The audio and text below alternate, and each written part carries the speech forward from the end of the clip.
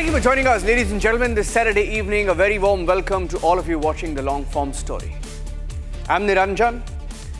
It's been a terrific news week, and we are back with a deep dive into four of the biggest stories of the week in a capsule, in a long form, in case you missed it. First up, the biggest story of the day, the week, the SCO summit, all that's happening in Tianjin, China from a reporter's perspective. Shravan Sen, our senior editor, getting us his long-form report, a significant summit at a time when India is standing tall to the Western bullies. The global power shifts east. Our second story on the show this evening from the Union Territory of Jammu and Kashmir, reeling under incessant rains, flash floods, landslides, cloudburst for the last 2 weeks. Gursimran reporting from the worst hit areas, reporting closely as the affected pick up pieces of their lost lives. Moving on, a detailed report on the nationwide arms haul, the illegal arms network across multiple states, and how the multiple agencies involved have foiled their plot.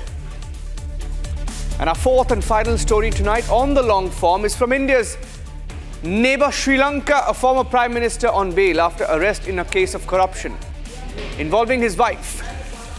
Ranil Wickremesinghe. What happened to him and how it matters on the show tonight.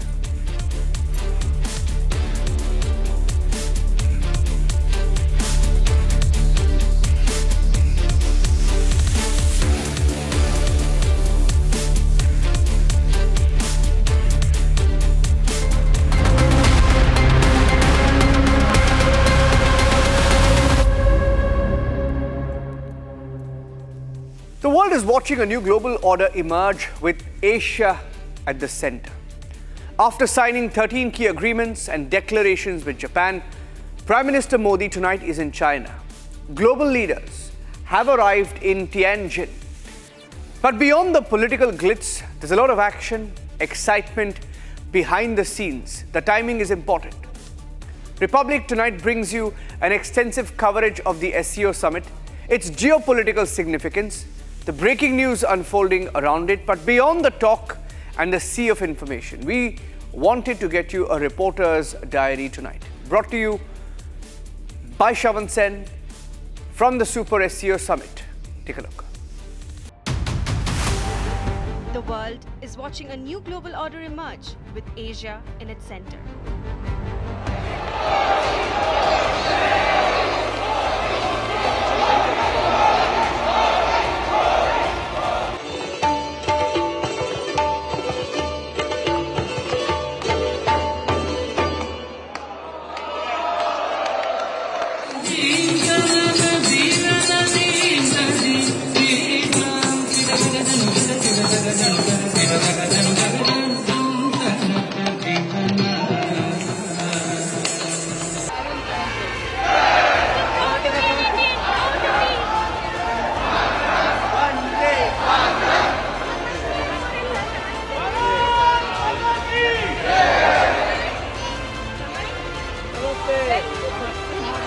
I was shocked, stunned, unable to speak anything, but it was good. Like I was able to shook his hand. We are so excited to see Modi ji, and he given the blessing to everyone. That's what's important.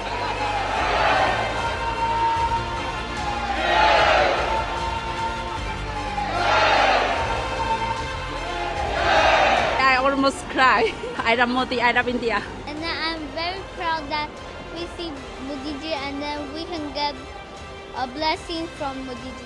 I shake hands with him, and I also touch his feet, and he also give me blessing. The port city in China, which is roughly about a few hours away from the capital city of Beijing.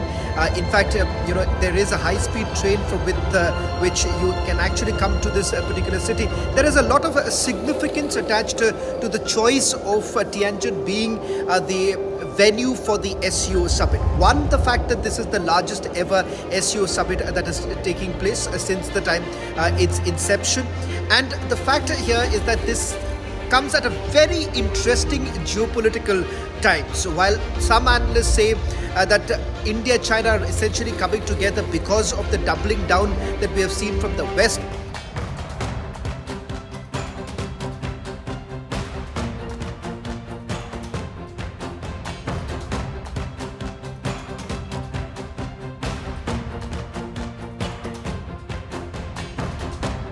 we are talking about one of the largest SCO summit that's going to take place in Tianjin, from where Republic is live right now.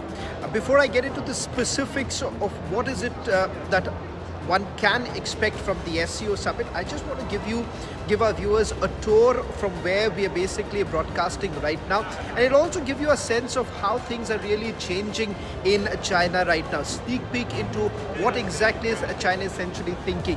I want to first show you, I'm going to just pan the camera, take a look at the robot here. The robot here is just at the entry point of the International Media Center. I'm given to understand that you can speak to her. Let me see if we can quickly get a word from her. So what's the agenda like for the SCO? For the detailed schedule of the 2025 Shanghai Cooperation Organization Summit, please refer to the official website of the summit's news center. The QR code for the News Center website can be obtained at the General Service Desk. So there you have it, introduction that came in from the robot who's been scheduled, who's been parked here. Now let me take you a little ahead, because this is where you have the entire international media contingent all present here. But a key feature is that China has taken the attempt to basically showcase their technological prowess, and that's exactly what we are essentially looking at. Take a look at this particular studio here. Now this is, they're calling the Science and Technology Interactive Display that they've done. This is a 3D display that they're essentially doing right now. And this is another kiosk that has been opened here that basically takes you to different parts of China itself. In one go, you basically step on one of the cities, and that basically takes you through some of the key features or key attractions of that city itself. Let's take a look at, there is another, it seems to be sort of an ice cream vending machine. This is an ice cream kiosk, like an ice cream station. It's fully powered by AI and with the dual robot arm. So it's served 24 hours, 7 days. And now in the summit, we have strawberry flavor, so you can try. From you making the order to the ice cream to be made, only 30 seconds. Is this a fresh ice cream that is very fresh? Okay. Yeah, and the tasty, smoothie. It's more like the taste is more like a McFlurry in the McDonald's. Okay. Yeah. From grand welcomes at the reception to deep inside the media hub, Shavan Sen witnessed China's next-gen robotic marvels up close. Can you tell us what exactly is the robotic innovation that you're talking about? What's the, what is it that has been achieved over the last few years? Can you help us understand? Okay, so let me just explain this robot first, okay? So this one over here is the Tianjin business company's humanoid robot. Its name is Quora 111. And as you can see, it's very movable and its hand is very flexible. So it can like fix all kinds of, like many kinds of, working situations, like such as in the factories or in some kind of office or in some kind of a restaurant, etc. Why don't we move ahead, and if you can just show us what are the other things that you all have on display, and where is it essentially being used? Okay, of course. So let's start with this one, okay? This robot can do like totally automatically just resort and categorize the packages over here. They can just categorize them through color based on their color or sizes, etc. And the technician will help you to understand it better. So as you can see, just slowly moving to the package, and it will grab it, and just take it to the basket. So it's color coordinated to identify and then carry on with the packaging, right? Yes. The venue also brought alive the iconic monuments of all participating nations, showcased in a way never seen before. So this is Belarus's Bir Castle that we are basically showing, and here comes the iconic Taj Mahal from our country on your screens right now. So this, if you see, is it's the curved area. These are the curved edges here, as you can see, this is the Lake Urmia in Iran, and of course this is the Grand Canyon in Kazakhstan, which is being depicted here. And all of this, if you can see, this screen is massive. How big is the screen? About 245 square meters. 245 square meters, that's huge. How long has it taken for you all to build this, and where is it being used right now? It took half a month to build it, and it has been on display for 4 days until now. So is it out in the market? Is it being used in the market? Yeah, I think it has been used in the market. Okay. This is the largest cave. It's the largest cave? Screen, yes. Okay. And what are the unique features of it? Like you said that there are curved edges here, yes, so it basically being able to depict every angle. So once you actually go inside the cave, let me just tell you, you get a sense that you're basically flying over the area. So you tend to get a bit dizzy if you're not sitting inside. So I'm going to show you the moment you go inside the cave. So here you go. I'm going to just walk in. Now what you see right now, this behind me, is exactly it gives you a sense that you're basically traveling along with it, and if you actually look at it straight down, it'll give you tend to feel a little dizzy because it starts moving around. So this entire cave, what they call it, it's the cave technology that they're essentially calling it, and it gives you a full 360-degree view of an area which is covered. There are no rough edges here. Clearly this is again what they are essentially saying, the largest ever cave technology that they've essentially come across. Shravan Sen caught up with a very charged Indian diaspora here in China, voices full of pride, passion and anticipation. भारतीय समुदाय से जितने लोग यहाँ पे हैं, उनसे मैंने ये सवाल लगातार कि पिछले कुछ सालों में जिस तरह से हम भारत में ये देखते हैं कि चीन हमारा एनिमी है, मैं आपसे पूछना चाहूँगा कि पिछले कुछ साल यहाँ पर जो लोग थे, जितने भी भारतीय थे, उनके लिए क्या कुछ मुश्किल का दौरा था कि आप मानते हैं कि कहीं जिस तरह से चल रहा था वैसा ही था पिछले कुछ साल? इन पिछले कुछ सालों में और पहले सालों में कोई अंतर नज़र नहीं आया। यहाँ की पब्लिक ने, यहाँ की गवर्नमेंट ने कभी भी हिंदुस्तानियों को तंग नहीं किया। मैं यहाँ पर एज प्रोफेसर लगा हूँ, मुझे यहाँ पर जॉब है, मैं आर्टिस्ट हूँ, मैं आर्ट कॉलेज में पढ़ाता हूँ मास्टर्स को लोगों को। उन लोगों का हिंदुस्तानियों के लिए एक बहुत ही स्पेशल उनका कनेक्शन है। अगर आप कहते हैं कि कुछ गड़बड़ हुई होगी तो शायद ये पॉलिटिक्स में होती होगी, लेकिन इंसान के बीच में हमने कोई कमी नहीं देखी, ना कोई चेंज आया। जब हमारे रिश्ते बदले तब भी किसी को कोई दिक्कत नहीं आई। इस देश के लोग बहुत ही शांत हैं, उन्होंने कभी भी किसी हिंदुस्तान को कम करते मैंने नहीं सुना आज तक। इतने सालों से यहाँ पर it has been always smooth. It's been an incredible experience reporting from Tianjin, the venue of the SCO summit. Through the day, I got the opportunity to get a glimpse of what exactly is China essentially planning. Cutting edge technology that I witnessed, robotic innovation that was quite interesting. Soft power is also something that China has essentially indulged in, and that perhaps is the clear messaging that China is essentially doing at this point in time, when they've been constantly referring to the fact that these are changing times and a changing world order. Now what's there in the SCO summit? Some say that it is not going to go beyond rhetoric. But if you believe what the Chinese have to say, the Chinese essentially believe that this is going to be a SCO summit like never before. The reason being is that they believe that they have a clear roadmap as to what is it that they're going to offer to the SCO partners. And this is not going to be only limited to a few sectors. This is going to be across various sectors. For instance, it's not only going to be just about economy, it's going to be about military, it's also be about diplomacy. These are some aspects that have been referred to. What's very important is also the people-to-people ties, as you see here. That's also another essential element of the ties that we've essentially seen between various countries, particularly India and China.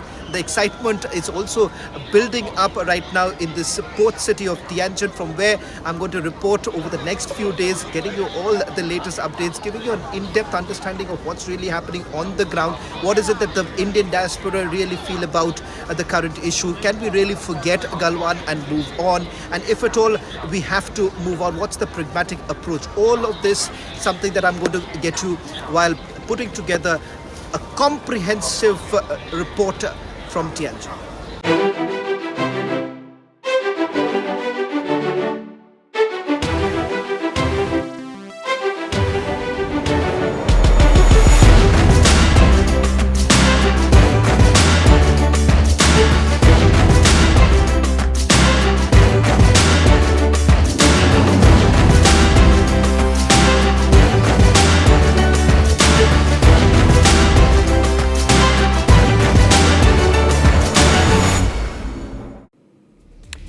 Viewers, today we take you through the lens of our senior correspondent Gursimran, who began documenting nature's fury, tragedy on the eve of Independence Day when floods tore through Kishtwar. His journey all through August captures not just devastation but also the courage, the sacrifice and the indomitable spirit of people who refuse to give up. Tonight we bring you his diary from the rubbles of Chashoti to the flood horrors of Jammu.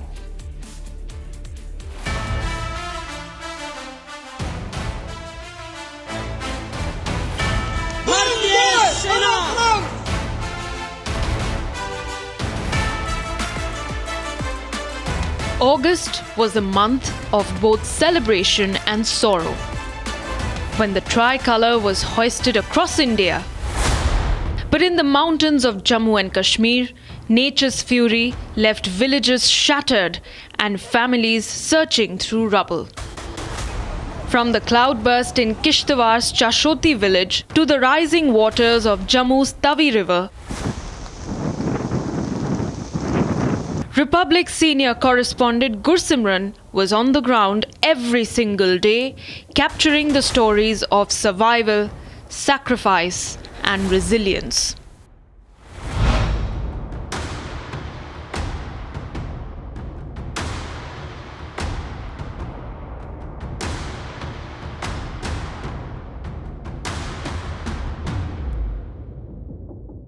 On 14th August, a day before Independence Day, Kishtwar's Chashoti village was torn apart by a devastating cloudburst and flash floods. Lives were lost in minutes, homes swept away, and families left clinging to hope. From that moment, Republic senior correspondent Gursimran began documenting the tragedy. His lens narrates the story of rescue and resilience in Kishtwar and also takes us through the fresh floods in Jammu, where the same spirit of survival was tested once again.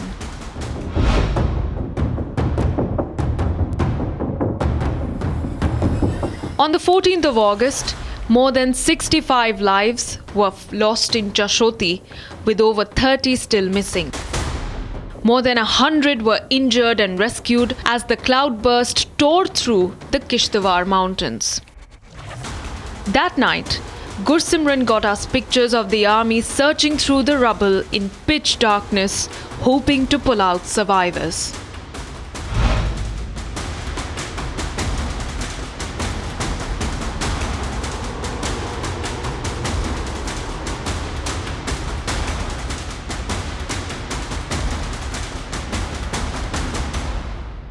On the next day, on 15th of August, as the nation celebrated Independence Day, in Kishtwar, dozens of houses were damaged.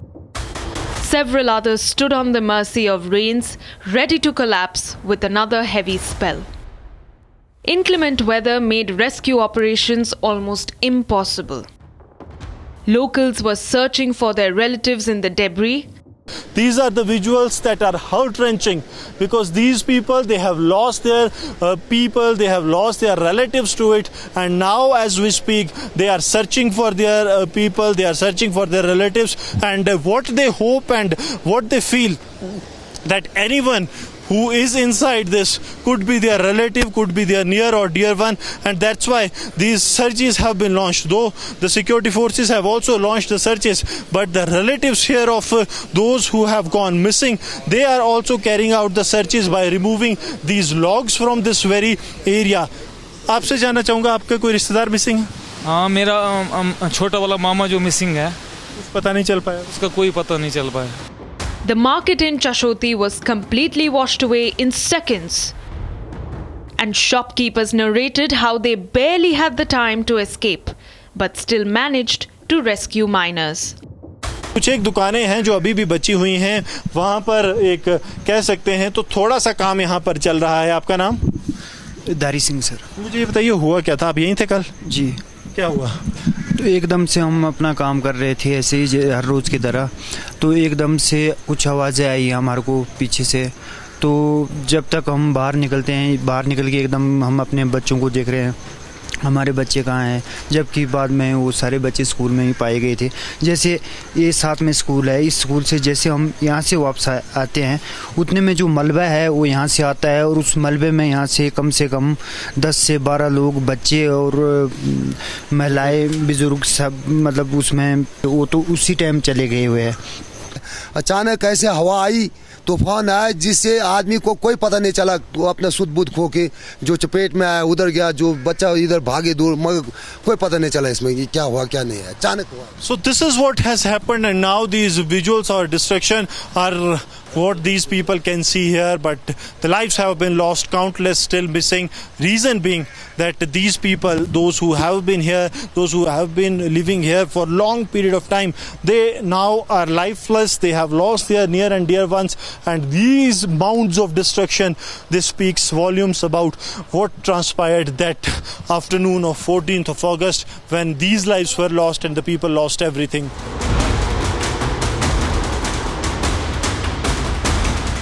On the fourth day, the army achieved a major breakthrough. The Indian Army's 17 Rashtriya Rifles and the 203 Engineering Unit built a Bailey Bridge in record 5 hours, reconnecting Chashoti to Machel Mata. It could bear up to 5 tons and allowed two-wheelers to cross round the clock.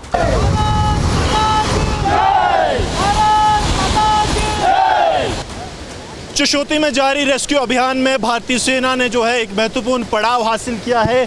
यहाँ पर एक बैली bridge जो है वो पूरी तरह से operational कर दिया गया है. तस्वीरें आप जो हैं वो चशोती के देख रहे हैं, जहाँ पर अब बाइक्स जो हैं वो यहाँ पर आनी शुरू हो गई हैं. ये भारतीय सेना की तरफ से बैली ब्रिज जो है वो तैयार किया गया है. सरजीवन जिसकी तस्वीरें आपको दिखा रहे हैं, और इसके बाद अब रेगुलर ऑपरेशन शुरू हो गए हैं. भारतीय सेना की 17 राष्ट्रीय राइफल्स के साथ 203 इंजीनियरिंग रेजिमेंट ने जो है रिकॉर्ड तकरीबन 4 से 5 घंटे के समय में जो है इसे तैयार किया है. और अब आप यहाँ पर देखेंगे तो बाइक्स जो हैं वो क्रॉस कर रही हैं. 5 टन तक का वज़न जो है ये सह सकता है, और ये इसलिए बेहद ज़्यादा ज़रूरी था क्योंकि लगातार जो पानी का बहाव, जो नीचे से आप एक जलधारा देख रहे हैं जो बह रही है, ये लगातार बढ़ रही थी. अब यहाँ से लगातार बाइक्स जो हैं वो आनी शुरू हो गई हैं. ये सभी बाइक्स को यहाँ से जाया जाएगा. एक कनेक्टिविटी में एक बड़ा बूस्ट मिला है क्योंकि लगातार 4 दिन से पिछले जब रेस्क्यू और रिलीफ ऑपरेशन जारी था तो उस दौरान हमने देखा कि ये ब्रिज ना होने की वजह से कितनी मुश्किलों का सामना आम लोगों को करना पड़ रहा था, जो लगातार एक जगह से दूसरी जगह क्रॉस कर रहे थे. लेकिन अब एक के बाद एक ये वाहन आने शुरू हुए हैं. मोटरसाइकिल कनेक्टिविटी जो है वो पूरी तरह से रिस्टोर कर दी गई है, और भारतीय सेना ने एक नायाब नमूना जो है वो पेश किया है. That same day, a story of unity lit up the flood-hit valley. Local resident Riaz Ahmed carried equipment from his home and provided electricity at the operation site for 4 nights. His efforts helped save over 100 lives when darkness threatened to halt rescue. जब वहाँ से आ रहे थे, जब सभी किश्तवाड़ में जब हम निकले, लोग ये कह रहे थे कि उस तरफ मत जाना, ज़लज़ला आया है, जान भी जा सकती. जाना तो है सर, एक दिन तो जाना ही जाना है, लेकिन मगर जो काम के लिए निकलना है तो वो तो सक्सेसफुल होना चाहिए. अब काम के लिए निकलना है बंदा, उस काम को अंजाम देना है, ये नहीं कि पीछे रात को जो है लाइट्स लगाई, उसके बाद तकरीबन 116 जिंदगियां बची, तो उसका सुकून भी होता है मन में। बिल्कुल सर सुकून होता है। तो अब जिनकी जाने गई हैं तो उनको नहीं ना ला सकते हैं, कोई रिवर में चलेंगे उनको कैसे निकाल सकते हैं। जहाँ जहाँ हम जाना चाहते हैं वहाँ हम लाइट पहुँचा देते थे।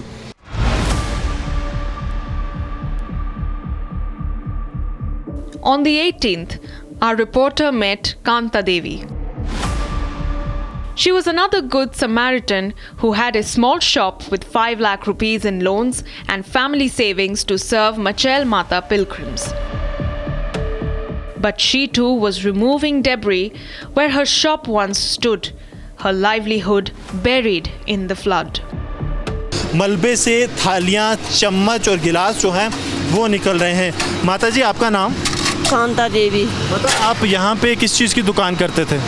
खाने पीने की दुकान थी, रोटी खिलाते थे, कुछ दुकान की सामान थे वो बिकाते थे, बच्चों के लिए कुछ छोटे छोटे कोई खाना पीना था वो बिकाते थे। तो 14 तारीख आप यहीं पे थे जब ये हुआ? हाँ जी, इधर ही थे।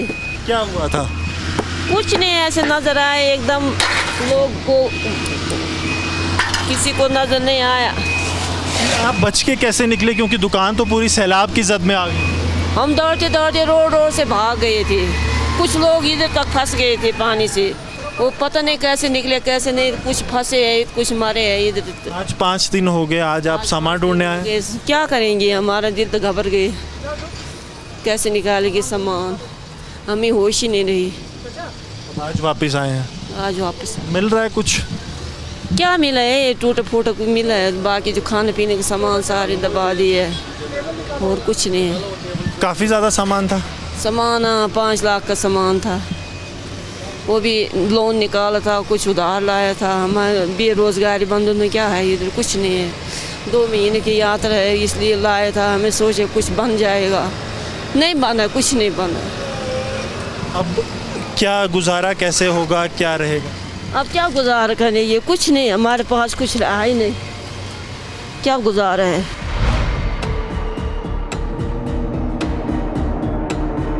The 19th brought a story of unmatched courage and personal loss. Government teacher Hukum Chand saved 80 students and rescued 40 trapped civilians. But he lost his brother, sister-in-law and niece in the same tragedy. His priority was saving children even as his own family slipped away. पहले बच्चे मैंने उठाने थे, लोग रो रहे हैं, parents, माँ आई मेरा बच्चा नहीं, मैंने कहा देखो जी मेरे पास इधर 70-80 के करीब के बच्चे हैं सारे वहाँ, उन्होंने देखा बच्चे हुए हैं। एक लड़की आए, बुक थी वो हमारी, बोले चाचा मेरी शिल्पा नहीं है, बाकी सारे बच्चे हमने देखे वहाँ पे। मैंने बच्चों से पूछा, मैं कि शिल्पा स्कूल आई थी, 1st क्लास में पढ़े, बोला सर स्कूल आई थी। मैं वो लड़की को बोला मैं तुझे एफिडेविट लिख के देता हूँ, तेरे शिल्पा कुछ नहीं हो। जो बच्चे स्कूल में वो मैंने खुद गिनती करके बड़े बड़े बच्चों के पास वो टपवा दिया वहाँ पे। मैं कहा वो मिल जाएगी, मुझे अपने खुद की फैमिली के ट्रेजेडी हो गई, वो मैंने बिल्कुल देखी नहीं। आपको कब पता चला कि अपने भाई भाभी और भतीजी नहीं रहे? वो मुझे तब पता चला, ये मेरा भतीजा, ये मेरे बड़े भाई हैं, ये वहाँ गुलाबगढ़ से आए हैं, इन्होंने बोला क्या हुआ था मुझे, मैंने तो इनको मुझसे पहले इनको पता है।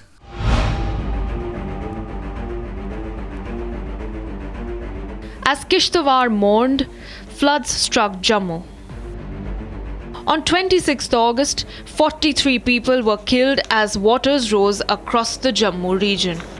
Large-scale devastation has been reported from the Gadkhal area where the Chenab river has broken into the civilian areas.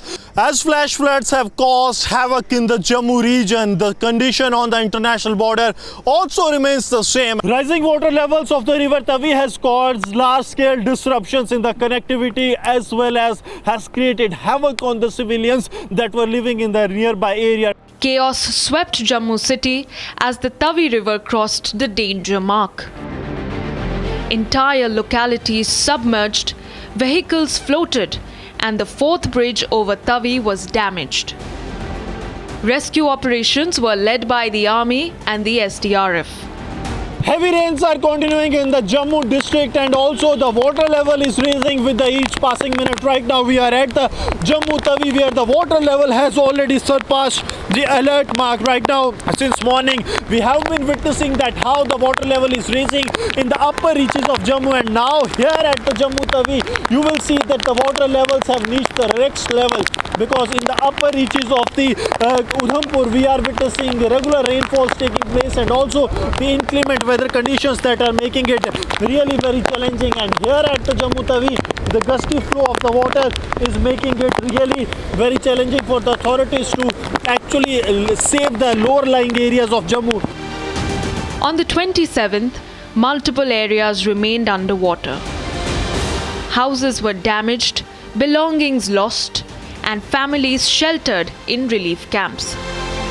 Large-scale devastation has been reported from the Gadkhal area, where the Chenab river has broken into the civilian areas, and it's the 1 week that the cloudburst and the flash floods are taking place in the upper reaches. But the level of the water that you see, that I'm half submerged into water, and the water level is increasing with each passing minute. This is the Gadkhal area, and here you will see the devastation and the damage that these floods have done to these civilian areas, that this local population, mostly of the tribal people and also from the locals, they are now worried about what lies next for them, because their houses have completely been washed away. ये tube से आप लोग क्या करते हैं? हम जो किसी का कुछ सामान बंदे पार फंसे हैं, कोई सामान ऐसी चीज है, उनको निकाल रहे हैं। कितने लोग फंसे हुए हैं पार? अभी 40 से 50 बंदे पार हैं। 1 2 4। आप बताइए मुझे कि आखिरकार यहाँ पे हुआ क्या है? लगातार पानी का बहाव बहुत तेज है। पानी तो उधर से बंद ही टूट गया। जब हम सुबह शाम को उधर पानी इतना नहीं था, इनका माल बच्चा जो भी था अंदर ही था। सुबह 4 बजे पानी आया तो इन्होंने अपनी जान बचाई तो बाहर आ गए। Even border security force jawans were trapped in the floodwaters. They were rescued by NDRF, SDRF and the Jammu and Kashmir police. Right now we are in the Gadkhal area, where the rescue and the relief operations are underway to get these BSF personnel that are still trapped in the area. There are 26 BSF personnel and 50 civilians, for which this massive rescue and relief operation was launched by the district administration, J&K police, along with the teams of the NDRF and the SDRF in the area. The senior officials of the J&K police as well as the district administration are here at the spot. I am joined by the additional deputy commissioner of Jammu, ADM Sher Singh. Sir, किस तरह से relief rescue operation लगातार यहाँ पर चल रहा है sir? Basically इस लोकेशन पे अराउंड 75 से 80 लोग के आसपास ट्रैप हुए हैं, जिसमें सिक्योरिटी फोर्सेस के लोग हैं, हमारे बीएसएफ के और सिविलियन हैं, जिनको रेस्क्यू कराने के लिए अभी 2 जगह पे ऑपरेशन चल रहा है। एक ये वाली लोकेशन है और एक इससे कोई 200 मीटर नीचे है, जहाँ बीएसएफ के लोग जो हैं वो ट्रैप हुए हैं, उनको निकाला जा रहा है। इसमें जम्मू कश्मीर पुलिस और सिविलियन जो यहाँ के कुछ लोग जो दरिया के आसपास रहते हैं और एनडीआरएफ की हेल्प ली जा रही है, जो लोगों को निकाला जा रहा है।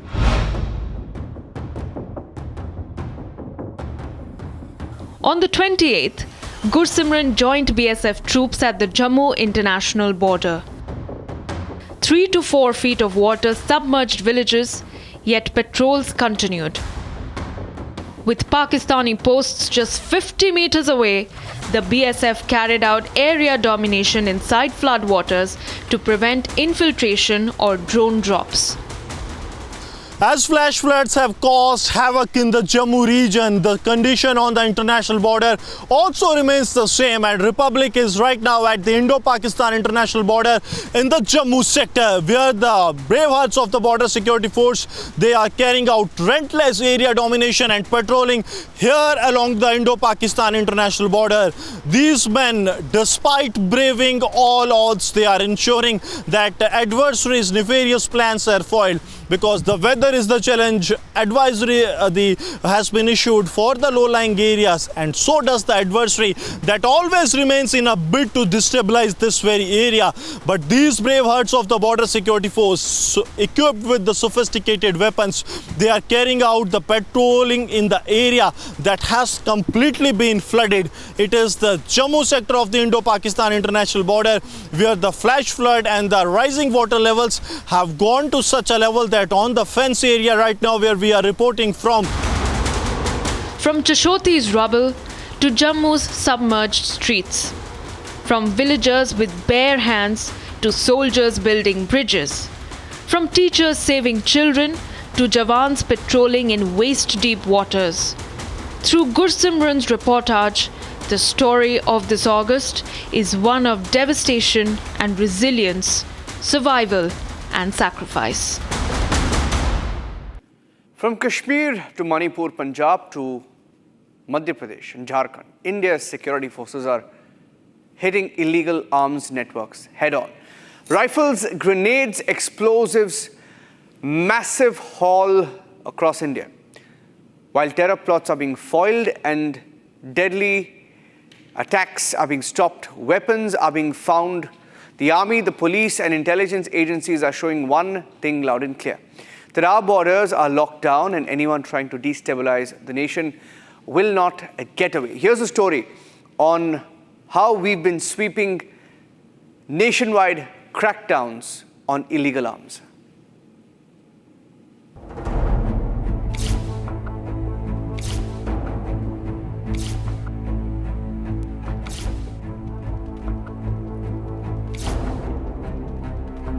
From Kashmir to Manipur.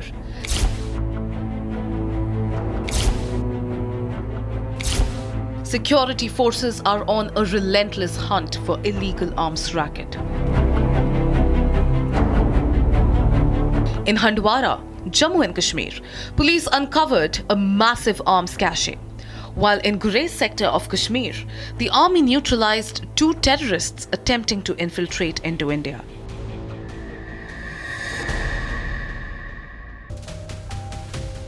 Punjab also witnessed a major arms haul. In Firozpur, a counter-intelligence team foiled a Pakistan ISI-backed terror plot, arresting 2 operatives and seizing hand grenades, pistols and cartridges. In the recent months, there has been a huge recovery of explosives, weapons and arms all across Punjab.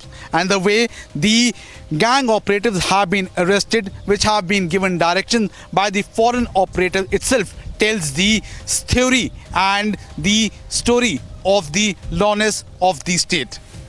There has been reported broad light day murders and crime which has increased many folds. It's time for the Punjab police to step up vigilance before the law and order situation gets compromised. Punjab police ਨੂੰ ਅੱਜ ਇੱਕ ਵੱਡੀ ਕਾਮਯਾਬੀ ਪ੍ਰਾਪਤ ਹੋਈ ਹੈ ਜਦੋਂ ਕਿ ਇੱਕ ਇੰਟੈਲੀਜੈਂਸ ਬੇਸਡ ਆਪਰੇਸ਼ਨ ਦੇ ਵਿੱਚ ਕਾਊਂਟਰ ਇੰਟੈਲੀਜੈਂਸ ਫਿਰੋਜ਼ਪੁਰ ਦੀ ਟੀਮ ਨੇ ਪਾਕਿਸਤਾਨ ISI ਦੀ ਇੱਕ ਵੱਡੀ ਸਾਜ਼ਿਸ਼ ਨਾਕਾਮ ਕਰਤੀ ਹੈਗੀ ਤੇ ਇੱਕ ਟੈਰਰ ਮੋਡਿਊਲ ਬਸਟ ਕੀਤਾ ਹੈ 2 ਲੋਕਾਂ ਨੂੰ ਅਰੈਸਟ ਕੀਤਾ ਹੈ 2 ਹੈਂਡ ਗ੍ਰੇਨੇਡਸ ਇੱਕ 9mm ਬਰੇਟਾ ਪਿਸਟਲ ਤੇ ਕਾਰਟ੍ਰਿਜਸ ਰਿਕਵਰ ਕੀਤੇ ਗਏ ਹਨ ਸੋ ਇਹਨਾਂ ਦੀ ਇਸ ਮੋਡਿਊਲ ਦੀ ਸਾਜ਼ਿਸ਼ ਸੀਗੀ ਕਿ ਪੰਜਾਬ ਦੇ ਵਿੱਚ ਅਫਰਾ ਤਫਰੀ ਫੈਲਾਈ ਜਾਵੇ Punjab security forces had struck on August 21st as well, recovering a hand grenade, a .30 bore pistol and 10 live cartridges in Amritsar rural. The operation was linked to terrorist Harvinder Singh Rinda. At the heart of the investigation lies Bhopal, where over 3 lakh rounds allotted to shooters have gone missing, with no trace or accountability.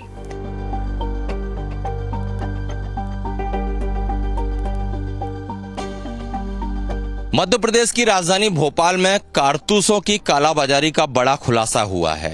Police सूत्रों के मुताबिक shooting academy और shooting range की आड़ में कारतूस allot किए जाते थे और फिर इनकी कालाबाजारी की जाती थी।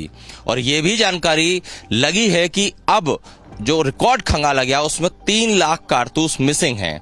ये वो कारतूस हैं जिनको कि शूटर्स ने खुद प्रैक्टिस के नाम पर अलॉट कराया था, लेकिन ये मिसिंग हैं। The scale of this breach is alarming. Investigations show cartridges meant for registered shooters were being siphoned off from academies and funneled into illegal trade, sparking fears of misuse by criminals, poachers, or anti-national elements. When records were checked, the allotted cartridges had simply vanished. कि जो missing कारतूस हैं उनका record खंगालने के लिए जांच team बनाई गई है। इसके अलावा अब जितने भी शूटर्स हैं भोपाल में अगर बात करें तो करीब 80 शूटर्स रजिस्टर्ड हैं। उन सबको तलब किया गया है, उनसे रिकॉर्ड मांगा है कि आखिर उन्होंने जो कारतूस अलॉट कराए थे उसका वो रिकॉर्ड दें। साथ ही साथ नया नियम ये बना दिया है कि अब जो भी शूटर्स कारतूस अलॉट कराएंगे उसकी पूरी जानकारी उन्हें जिला प्रशासन को देना होगी। लेकिन हम जो जानकारी आपको देना चाह रहे हैं वो ये कि कारतूसों की कालाबाजारी अगर हो रही थी तो ये कारतूस कहाँ जा रहे थे, क्योंकि जो पुलिस इनपुट से उसके मुताबिक न सिर्फ कारतूसों की कालाबाजारी हुई है बल्कि कुछ शूटर्स ने विदेशों से राइफल्स मंगा के अधिक दाम में बेची भी हैं और इसीलिए परवलिया क्षेत्र में एक प्रकरण भी दर्ज किया गया है। Bhopal police have formed a special team to probe the issue. Notices have now been issued to over 45 of the 80 registered shooters, while illegal shooting ranges operating under the guise of practice academies are being closely monitored. इसमें ऐसे 4 ऐसे निजी तरह के ऐसी academy की बात आई थी, लेकिन पुलिस अभी उनको नोटिस दे करके उनसे पूछताछ की जा रही है। हाल के दिनों में उन्होंने जो भी प्रशिक्षण या इस तरह के कारतूसों का इस्तेमाल किया होगा तस्दीक किया जा रहा है।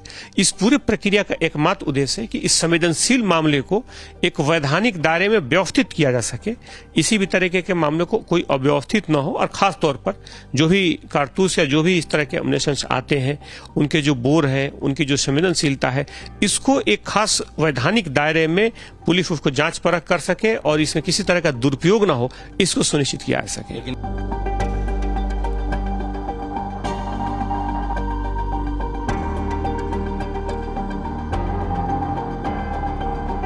While Bhopal grapples with its massive cartridge scandal, forces in Jharkhand are also striking, uncovering illegal arms caches that highlight the nationwide reach of these networks. On 27th of August, acting on a tip-off, Singhbhum police, along with armed forces, conducted a joint raid in Budgaon and Tibo, arresting 4 individuals including Birsa Pan. 4 लोगों को गिरफ्तार किया गया, जिनसे एक देसी automatic pistol, एक देसी कट्टा, राउंड्स, PLFI के रसीद बरामद किया गया एवं 2 मोटरसाइकिल जब्त किए गए। ये लोग पहले भी गोलकेना थाना क्षेत्र में मारपीट एवं लघु लेवी वसूलने का काम कर चुके हैं। The raid recovered country-made pistols, a desi katta, cartridges, 2 motorcycles and PLFI pamphlets. Cases have been registered and further investigations are underway.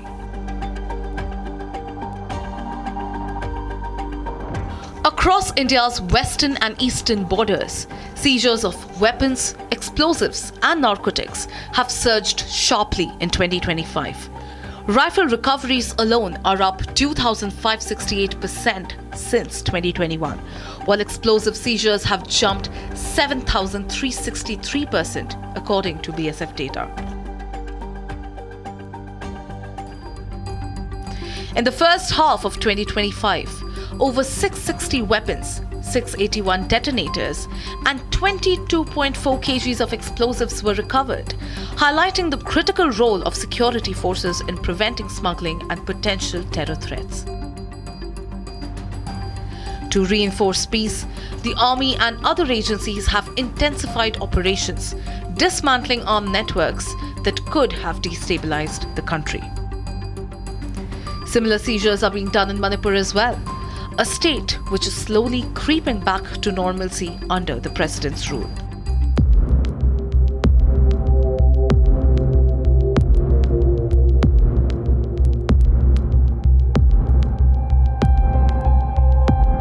Security forces in Manipur have stepped up operations, uncovering a huge cache near the Huikap village, Imphal East, on 24th of August. Seized items including a 4 kg IED, 9mm pistols, 12 bore rifles, grenade, smoke shells, rubber bullets and a wireless set. Right now I am just opposite the gate of Manipur Police Headquarters at Imphal. So in a significant development, as I've also already mentioned, so the recovery of arms in large scale is it's being carried out in mass scale in Manipur from both the hills and the valley districts under the strict supervision of the present government, which is under president rule, enemy suspension. Operations continued in Kakching and Jiribam, recovering in SAS and bolt-action rifles, mortars, 7 IEDs, live ammunition, tactical gear, and communication devices, underscoring a relentless crackdown on arms and explosives across the state.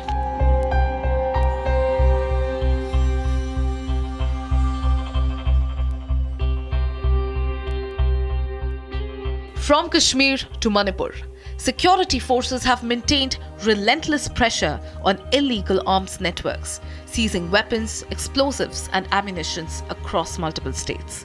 These operations highlight the vigilance and coordination of police and armed forces in preventing smuggling, dismantling terror modules, and safeguarding national security, ensuring peace and stability across the country.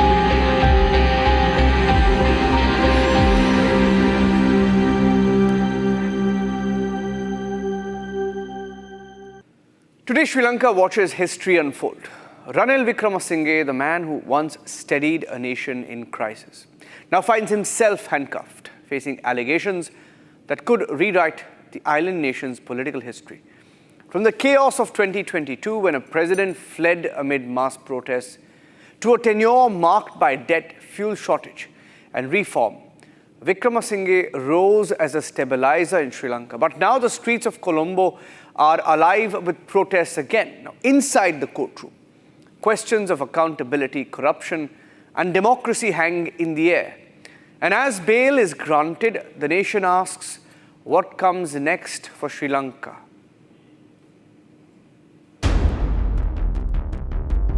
In a nation still reeling from economic turmoil, an unprecedented arrest shook the heart of Colombo.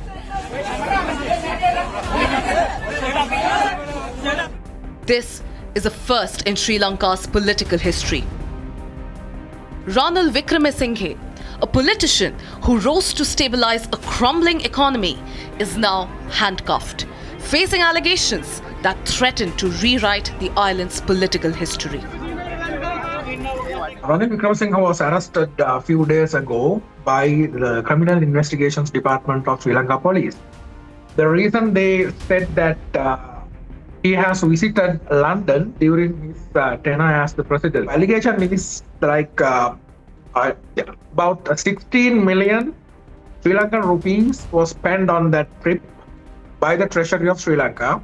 So the allegation is misusing of state funds. So that's the allegation. He was arrested, and then the court sent him to remand for 4 days, and then he was released on bail.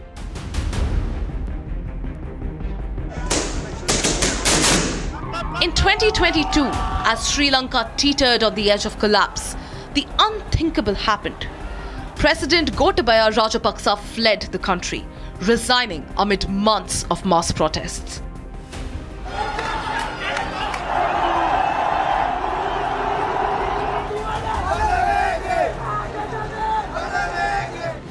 Into this chaos stepped Ranil Wickremesinghe, a six-time Prime Minister and a veteran politician. His challenge was immediate: restore public order, stabilize the economy, and convince a wary nation that leadership could rise from turmoil. Critics say his measures were harsh, but supporters call him a stabilizer, a man who walked a fine line between reform and resentment. After 26 months in office and a hard-fought election loss, Wickremesinghe stepped aside, handing over the power to President-elect Kumara Dissanayake.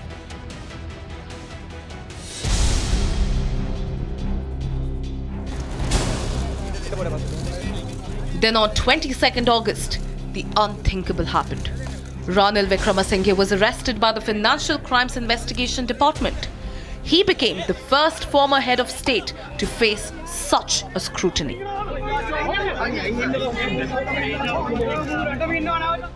Ranil Wickremesinghe now faces serious allegations. Authorities allege misuse of state funds for personal travel, including security costs for his wife's graduation trip to the UK. While the allegations have drawn sharp criticism, the former president's side of the story paints a very different picture. The arrest of former President Ranil Wickremesinghe came as a surprise, not least because he, the former president, immediately before, he had a reputation of integrity and probity. So personally, I was very surprised to hear about the charges against him of misuse of government funds for a visit abroad. All I can say is that I have known President Wickremesinghe for long, and he is a very fine gentleman and a politician of the old guard, comes from a very reputed, rich family. So I find it difficult to believe that he would misuse government funds for something like that. Supporters and critics alike took to the streets, highlighting the nation's deep political divide. Colombo's streets erupted. Ranil Wickremesinghe's supporters poured out, waving banners, chanting slogans. A spectacle that blurred politics and passion.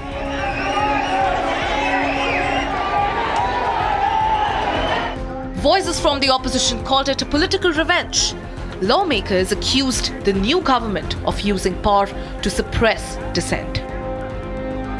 Nothing but it's a political revenge. They know the government cannot deliver what they have promised to this country. They promised to bring down the VAT for education, health and other necessary goods.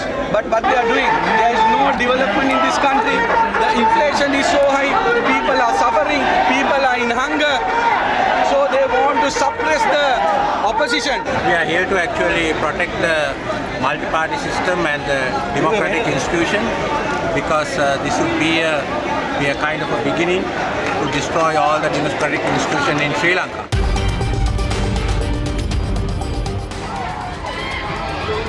Inside the courtroom, Wickremesinghe appeared before the magistrate.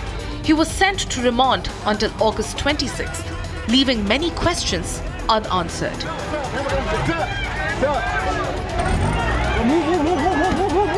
Just 2 days later, things took a surprising turn. He was granted bail. Thousands celebrated, dancing and cheering in Colombo streets. President Ranil Wickremesinghe, who was incarcerated due to government pressure, was granted bail by the independent judiciary of Sri Lanka. We must be thankful and grateful to our judiciary for trying to protect, for taking action, steps to protect democracy. You can see hundreds of thousands of people gathering to Colombo. But even as the crowds erupted in joy, questions lingered about the potential corruption, accountability, and the fragile state of Sri Lanka's democracy. Wickremesinghe's story is more than just a single arrest. It is the story of a nation struggling with its past, its politics, and the weight of reform. Once the man who held power in his hands is now facing the scrutiny of history as Sri Lanka watches, waits, and wonders what comes next.